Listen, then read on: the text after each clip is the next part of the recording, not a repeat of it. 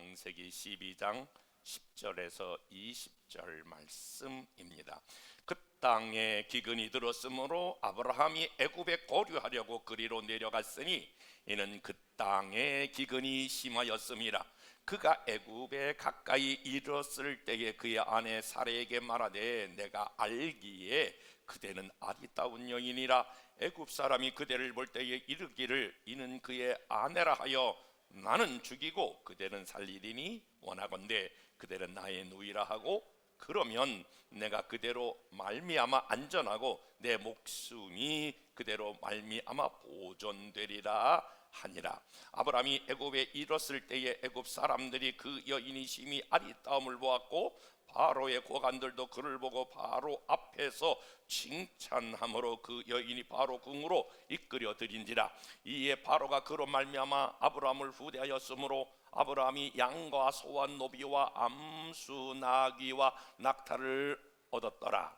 여호와께서 아브라함의 아내 사레의 일로 바로와 그 집에 큰 재앙을 내리신지라.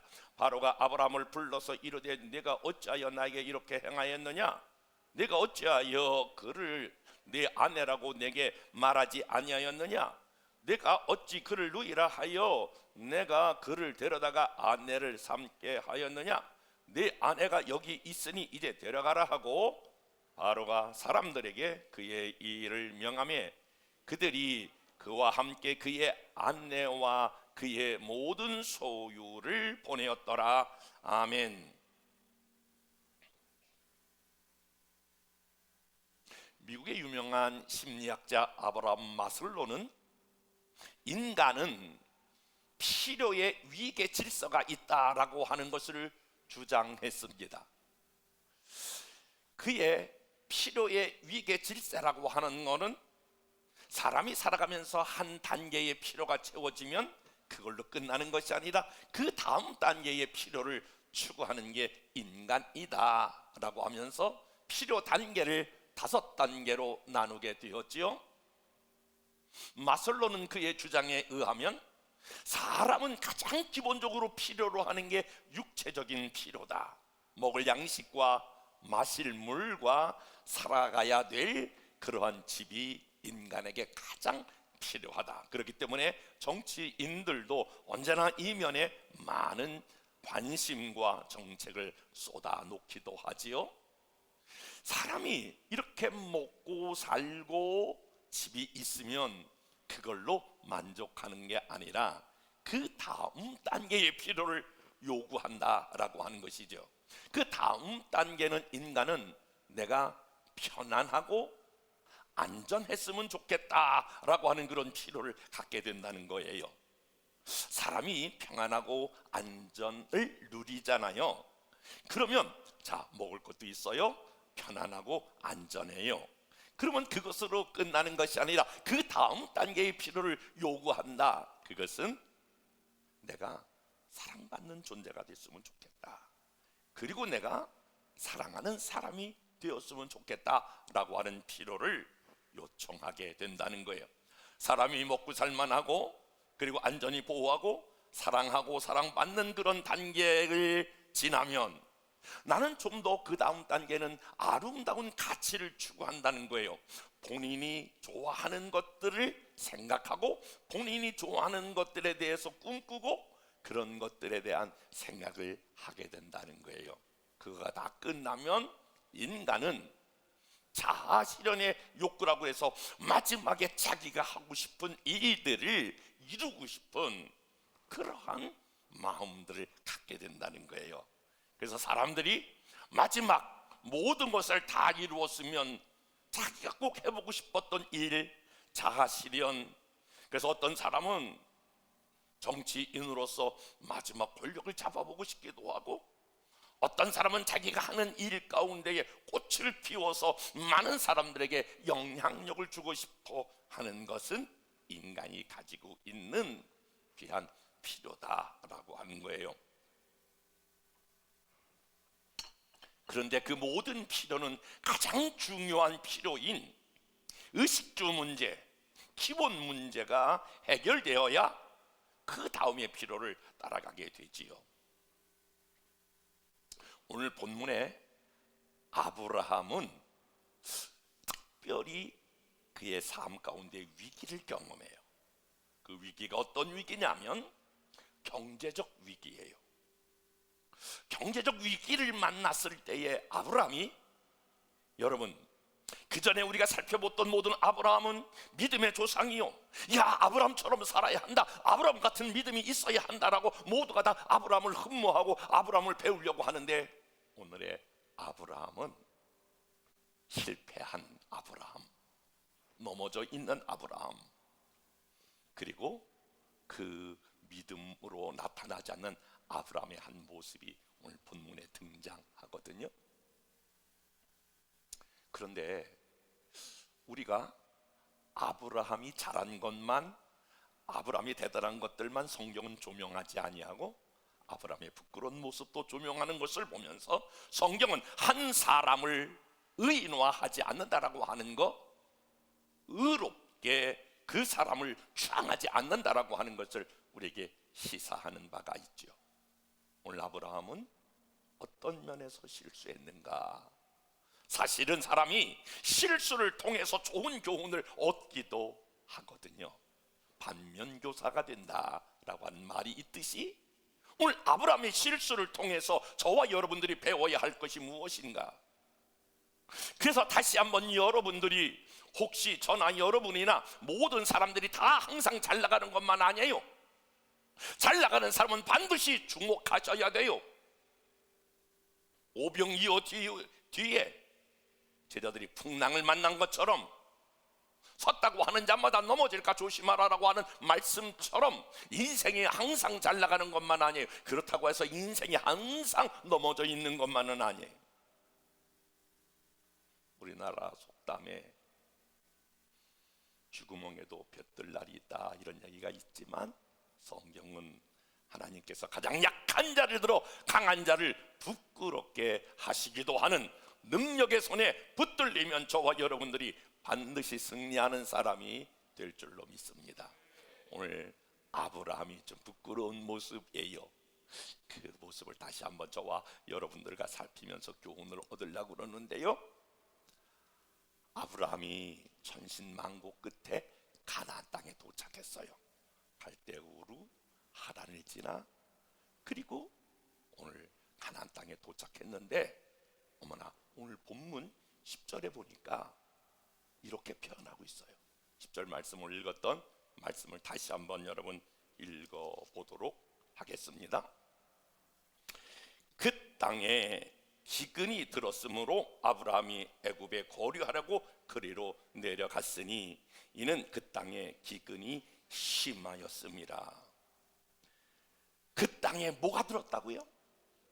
다시 한번, 뭐가 들었다고요? 기근, 가뭄이 들었다라고 하는 말이에요. 지금같이 이 시대가 현대 사회가 돼도 여러분 한철만 비가 오지 않아도 모든 농작물의 피해를 본다라고 하는 여기저기서 소식을 듣는데, 농경문화 시대인 그때에 그 땅에 기근이 들었다, 가뭄이 들었으니까 모든 것에 대한 수입이 다 농경으로 진행이 되었던 그 당시에 기근이 들었으니까 먹고 사는, 이런 처음에 의식주 문제, 먹고 사는 문제에 어려움이 왔다, 그런 말이에요. 지금 말하면 코로나가 끝났지만 저와 여러분의 재정이 원활히 돌아가지 않는다, 그런 말이에요. 지금 말로 말하면 수입은 옛날 같지 않고 수입은 반 이하로 줄었다, 그런 말이에요. 여러분의 말로 표현한다면 수입은 적고 지출은 많았다, 그런 말이에요. 우리들의 말로 말하면 카드를 계속 돌려막기를 한다, 그런 말이에요. 뭐 그렇지 않더라도 여러분 혹시 그런 시절을 지난 분들이 있을지라도 혹시 그런 분들의 삶을 기억할 수 있겠습니까? 오늘 아브라함은 그 땅이라고 하는 말은 가나안 땅에서, 하나님이 약속된 가나안 땅에서 오늘 기근을 맞이했다, 경제적인 위기와 어려움을 맞이했다, 그런 말이에요. 그런데 오늘 아브라함이 기근을 맞이하여 애굽에 거류하려고 그리로 내려갔다라고 하는 말이에요. 애굽에 거류한다라고 하는 말은 거기서 유한다, 그런 말이에요. 그러니까 다른 나라인 애굽으로 오늘 아브라함이 이사 간 것을 보여주고 있지요. 오늘 이 부분은 우리들에게 무엇을 시사하냐면, 사실 아브라함이 그 땅에 애굽으로 내려갔을 때에 꼭 애굽으로 내려갔었어야 될까?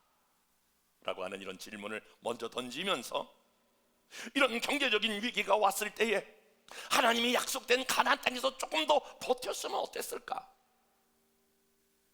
이러한 관점을 보면서 아브라함의 첫 번째 교훈은 뭐냐면, 경제적인 위기가 왔을 때에, 뜻하지 않는 위기가 삶에 닥쳐왔을 때에 따라서 해봅시다. 믿음의 자리를 떠나지 말자. 다시 한번, 믿음의 자리를 떠나지 말자.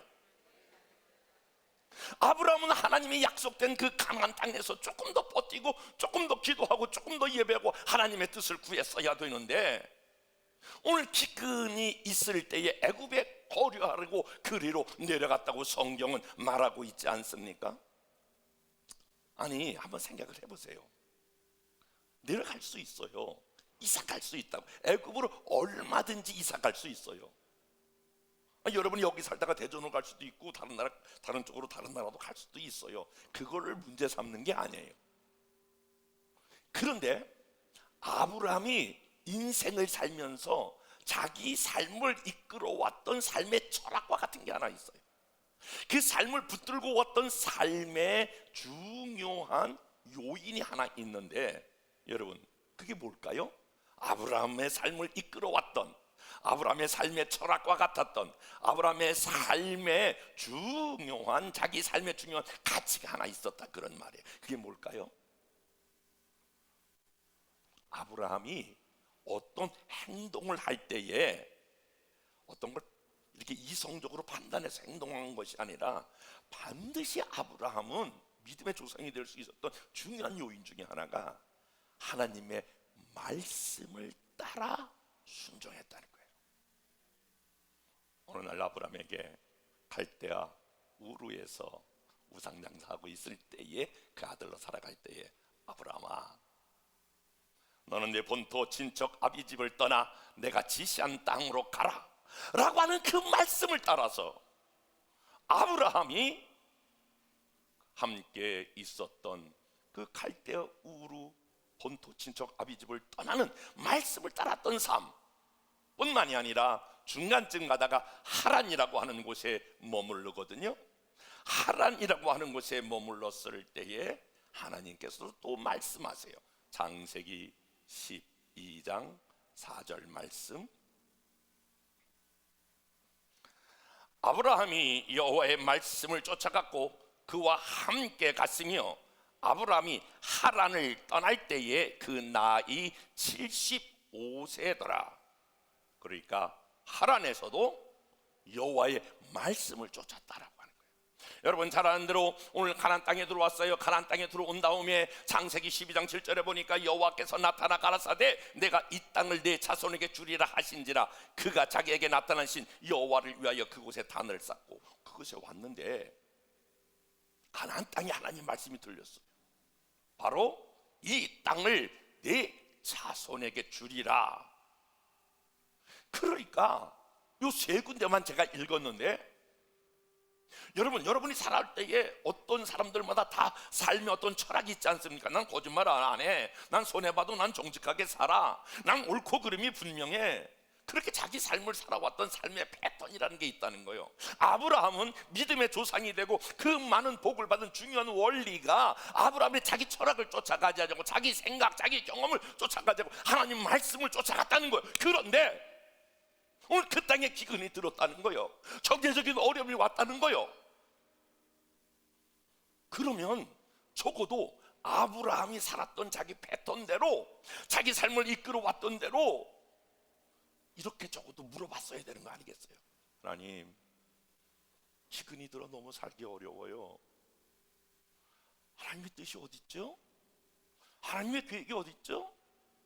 그전처럼 하나님 말씀을 저에게 주세요 라고 하는 이 진지한 어떠한 하나님과 자기 가운데에 영적인 고민과 갈등이 없었다는 거예요. 그리고 그런 말씀이 오늘 본문에 기재되어 있지 않다는 거예요. 그리고 오늘 1절은 단순히 오늘 그 땅에 기근이 들어오므로 오늘 아브라함이 애굽에 거류하려고 그리로 내려갔다. 오늘 이 본문의 뉘앙스를 보니까 그냥 어려우니까 도피해버린 거예요. 어려우니까 그냥 그 자리를 떠나버린 거예요. 기근이 들었으니까 그 자리를 떠나갔다, 그런 말이에요. 사랑하는 여러분, 저와 여러분의 삶에 기근이 찾아오더라. 그 기근이 경제적인 기근이도 될 수 있고, 인간관계에서 나 저 사람 진짜 꼴도 보기 싫어. 아니 어느 때는요 가정 안에서도 그런 게 있다니까. 아이고 나 남편, 아이고 저 마누라쟁이 보기 싫어가지고, 아이고 저놈의 새끼만 보기 싫어. 아 미안해요. 어느 때는 아 진짜 미안해. 이런 얘기 안 하려고 그러는데 아 진짜 미안해. 내가 미안하다 그러면 미안해. 진짜 미안한 거예요. 교회에서도 꼴도 보기 싫은 사람이 있어. 어떤 사람은 그래. 나 저 사람 교회 나오면 나는 저 사람 다니는 이 교회에 안 올 거야. 인간관계에 위기가 찾아올 수 있다는 거예요. 경제적인 어려움, 인간관계의 어려움, 또 우리의 삶 가운데에 나타나는 또 질병의 위기가 올 때가 있어요. 여러분, 어떤 삶의 위기가 찾아와도 저와 여러분들이 오늘 아브라함을 통하여 배울 수 있는 것은 어떠한 경우라도, 아멘, 준비해 보세요. 믿음의 자리를 떠나지 말아야 합니다. 기도의 자리를 떠나지 말아야 합니다. 예배의 자리를 떠나지 말아야 합니다. 감사의 자리를 떠나지 말아야 합니다. 사명의 자리를 떠나지 말아야 합니다. 과거에 어떤 것은 노 프라블럼, 문제가 안 돼요. 오늘부터라도 여러분을 아브라함을 통해서 반면교사로 삼아 주셨던 말씀, 어떠한 경우도 믿음의 자리를 떠나지 말아야 합니다. 우리 인생에 갑자기 폭풍우가 몰아닥칠 때에 그런 유혹이 있습니다. 저는 제 목회하면서 크게 2번 유혹을 받았는데요. 교회를 서른에 개척해서 40에 이 땅을 사서 조그맣게 하나 이제 1층으로 단층으로 교회를 우리가 지었잖아요. 지었는데 그때 말 못하는 어려움이 있었어요. 첫째는 너무 빚이 많았고요. 그 많은 빚을 안고 이 땅을 샀고요. 두 번째 바로 IMF가 도래했어요. 그래서 이자가, 저는 수가 약한데 그건 잊어버리지 않아요. 16.75%까지 이자를 내게 됐어요. 그때 어떤 목사가 나를 만나자는 거예요. 만났어요.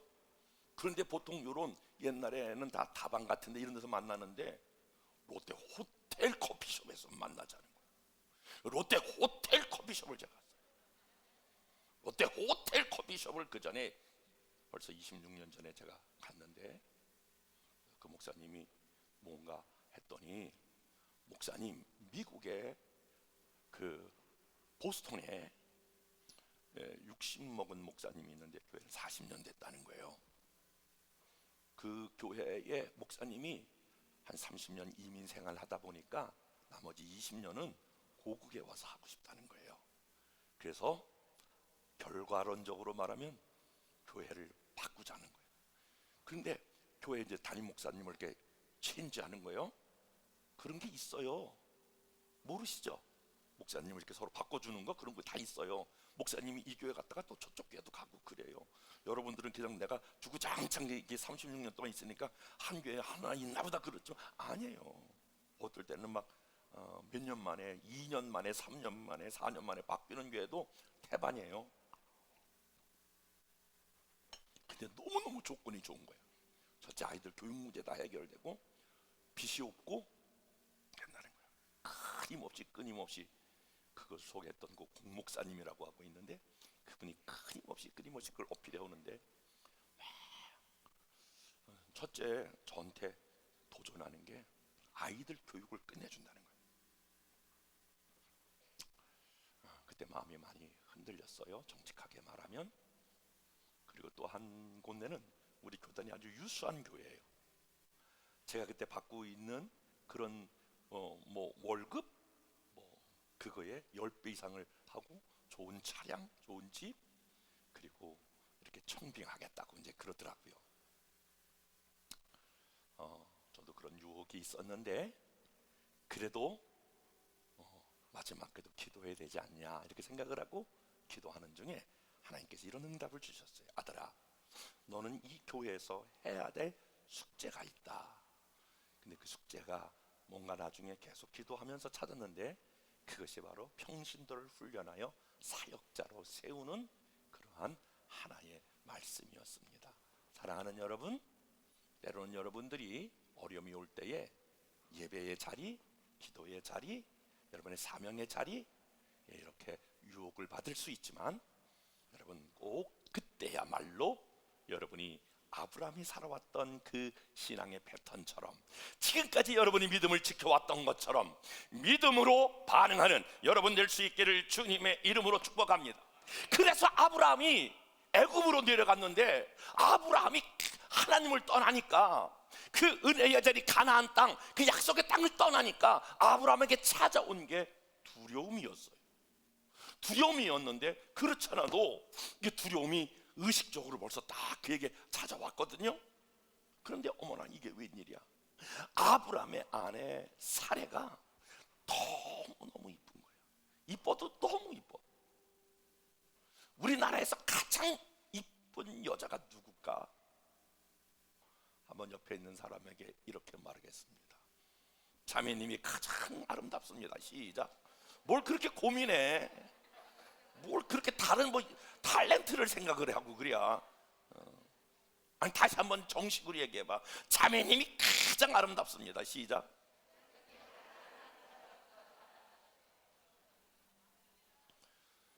이게 웬일이야? 아브라함이 애굽에 내려갔을 때에 막 사람들이 막 몰려들면서 막 사인해달라고 막 어머 내 생에 저런 여자는 처음 봤노라고 그러면서 막 사람들이 막 몰려드는 거야. 그러니까 그렇잖아도 가나안 땅을 떠나올 때에 뭔가 그 하나님이 약속된 땅을 떠났을 때 마음이 그래도 찝찝했는데 막 아브라함이 이 우리의 믿음의 조상이야, 우리가 다 이 사람 따라가자는 이 아브라함에게 두려움이 찾아왔어. 어머나 사람들이 우리 아내를 너무너무 이뻐가지고 빼앗아 가면서 네가 남편이지? 그래서 나를 몰래 살해하면 어떨까?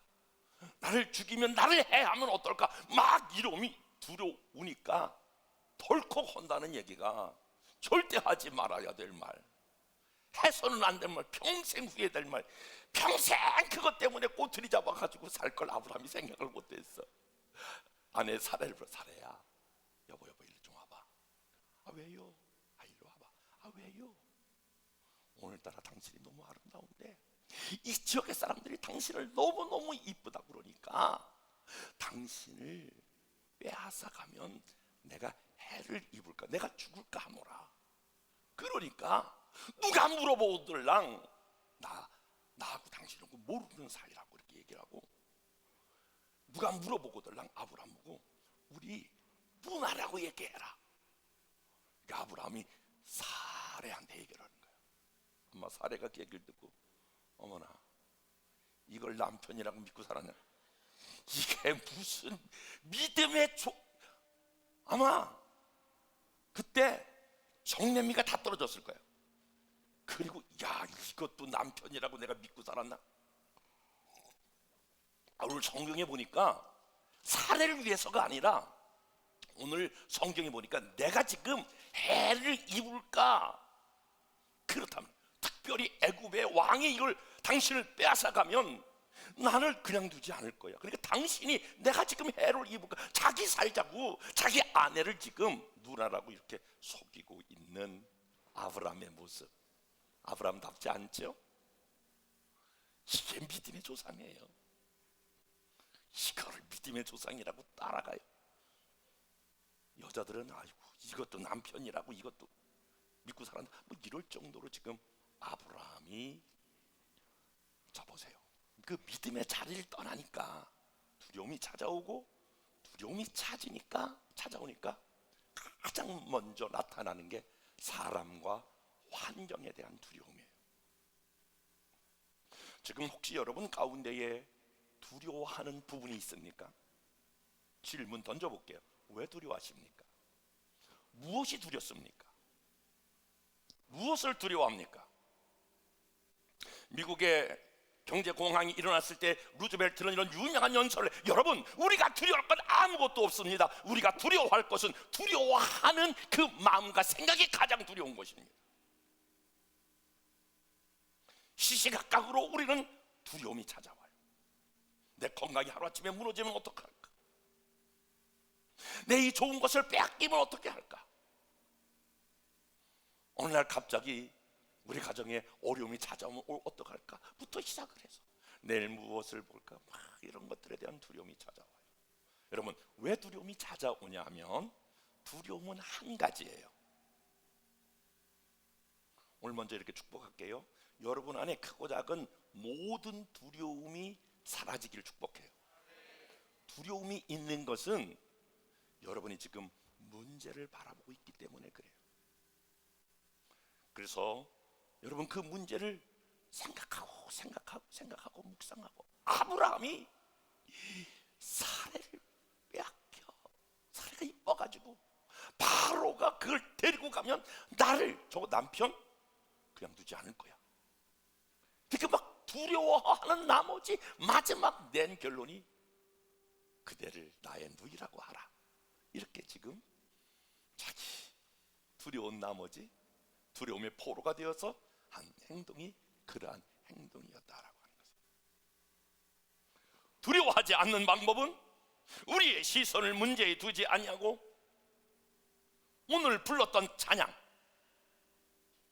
눈을 들어 산을 보라, 너의 도움이 어디서 오나, 천지를 지으신 여호와께로다. 눈을 들어 하나님을 보는 거예요. 여러분 과거에 아브라함을 어떻게 인도하셨나요? 갈대우를 통해서 지금까지 하란을 거쳐 쫙 오는 동안에 크고 작은 많은, 여러분 보통 길도 아니었겠죠. 힘든 길이었겠죠. 사막의 길이었겠죠. 산이 많았겠죠. 그런데 하나님께서 오늘 가나안 땅까지 인도한 하나님을 지금 잊어버리고 그 믿음으로 믿음의 자리를 떠나 애굽에 내려와서 보니까 모든 것이 두려운데, 그때도 다시 하나님을 바라봤었어야 된다라고 하는 말이에요. 사랑하는 여러분, 무엇도 우리가 두려워하시면 안 돼요. 사람을 두려워도 안 되고요, 환경을 두려워하면 안 돼요. 특별히 저와 여러분들이 사람을 두려워하지 않는 은혜가 있기를 축복해요. 잠언 29장 35절에 25절에 보니까 사람을 두려워하면 올무에 걸리게 되거니와 여호와를 의지하는 자는 안전하리라. 환경과 사람을 두려워하면 그게 올무가 되어서 우리를 붙잡는 거예요. 두려워하면 두려워하는 대상이 진짜 그렇게, 내가 안 걸리면 어떡하지? 그러면 그 두려움은 암이 우리를 끌고 가는 거예요. 저 사람이 나를 해하면 어떡하지? 그럼 두려움은 그 해로움이 우리를 끌고 올무가 된다. 탁탁 이렇게 잡아매는 거예요. 내가 불행해지면 어떡하지? 그럼 불행해지는 생각이 바로 올무가 된다는 거예요. 그러나 여호와를 의지하는 자는 안전하리라. 하나님이 저와 여러분의 모든 필요를 채우시고 넉넉히 하시고 승리케 하시는 줄로 믿습니다. 오늘 아브라함의 실수는 믿음의 자리를 떠났고 환경과 지금 사람에 두려워서 실수하고 있는 이 모습, 이거에 대한 처방책은 하나님을 오히려 사람과 환경을 두려워하지 말고 더 두려워해야 한다라고 하는 것입니다. 더 나가서 오늘 아브라함은 기근이 들었을 때에, 그리고 애굽에 내려왔을 때, 거기서 그 상황에서 하나님 앞에 예배했다, 하나님 앞에 기도했다, 그런 장면이 보이질 않아요.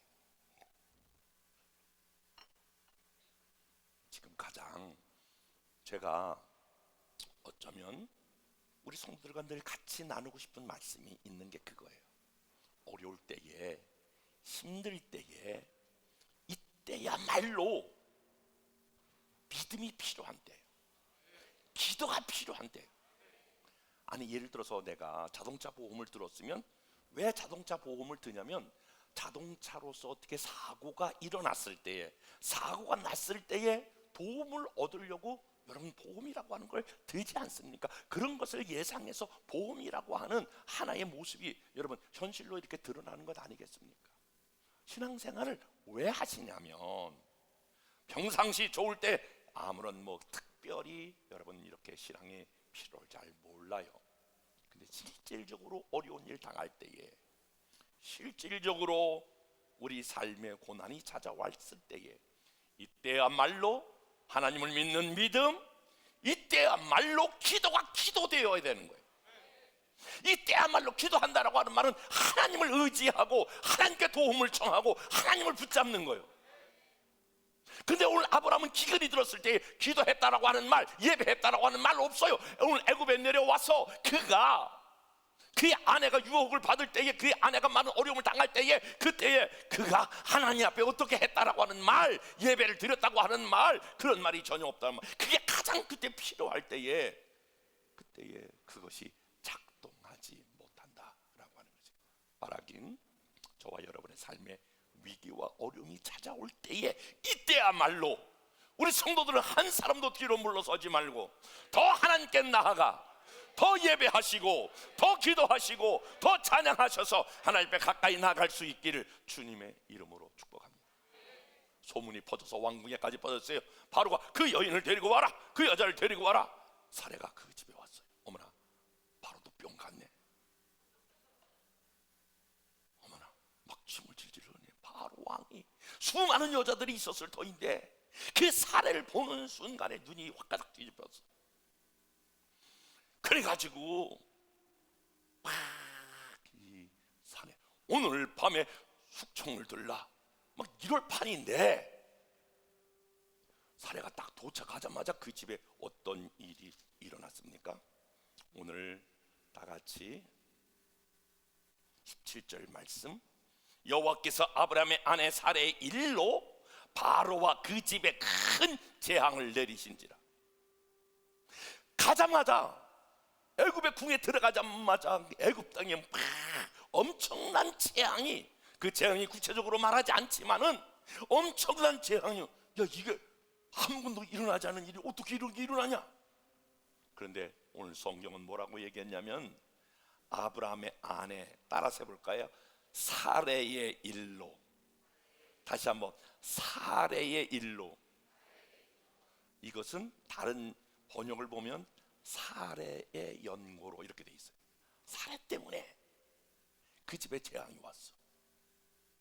깜짝 놀라가지고 야 이거 이 여자 다시 조사해봐라. 그랬더니 오늘 가나안 땅에서 빛이 나온 이 사람 누이가 아니라 이게 아브라함의 아내라고 하는 게 밝혀졌어. 그래서 9절에 보니까 내가 어찌 그를 누이라 하여 내가 그를 데려다가 아내로 삼게 하였느냐? 네 아내가 여기 있으니 이제 데리고 가라. 아브라함 불러가지고 네 아내 맞지? 그때서 아브라함, 저희 누이가 아니고 제 아내, 빨리 데려가라 이놈아. 그래가지고 아브라함이 자기 아내를 찾아오는데, 저는 이 말에 은혜를 받았어요. 17절 여호와께서 아브라함이 아내 사례의 일로 바로와 그 집에 큰 재앙을 내리신지라. 누구 때문에 바로의 집에 큰 재앙을 내렸다고요? 사례 때문에. 그러니까 사례 때문에 아브라함도 살고 사례도 살았다는 거예요. 이것은 우리에게 시사하는 바가 큰데, 그만큼 여자의 역할, 아내의 역할이 중요해요. 그건 하나 알고 있어. 그건 여러분들이 형제들만 다 아멘 준비해봐. 그건 뭐냐면 저도 마찬가지고 제가 목회 이렇게 할 수 있고 이 자리에 온 것은 솔직한 얘기가 저는 그냥 천방지축이었어. 그래도 사모님이 딱 중심을 잡고 기도했으니까 내가 여기까지 온 것처럼, 여러분 남자들이 다 이렇게 괜히 여기 우리 장로님들 다 폼 잡고 있지만 전부 한번 옆에 사람에게 이렇게 인사해봐. 다 당신 덕입니다. 시작.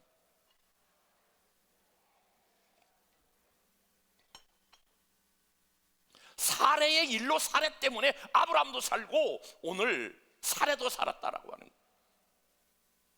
여러분, 반대로 말하면 그만큼 여러분 사례가 얼마나 영적으로 그게 뛰어났으면 그가 가는 곳에 그렇게 재앙을 내려 그를 살려주고 그의 가정도 살려주었겠냐, 그런 말이에요.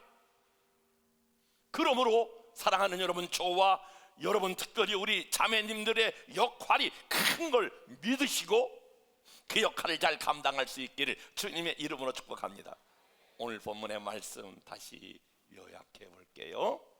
오늘 아브라함에게 위기가 찾아왔을 때에 믿음의 자리를 떠나고 두려워하고 예배에 소홀히 했지만 하나님께서 다시 그의 아내 사라를 통하여 하나님의 그를 회복시키시고 다시 이제 가나안 땅으로 돌아가게 되는데, 저와 여러분의 삶이 어떠한 경우도 기도의 자리, 사명의 자리, 믿음의 자리 떠나지 아니하고 위기 때에 더더욱 기도하고 하나님을 신뢰하고 예배하는 사람으로 나아가기를 주님의 이름으로 축복합니다.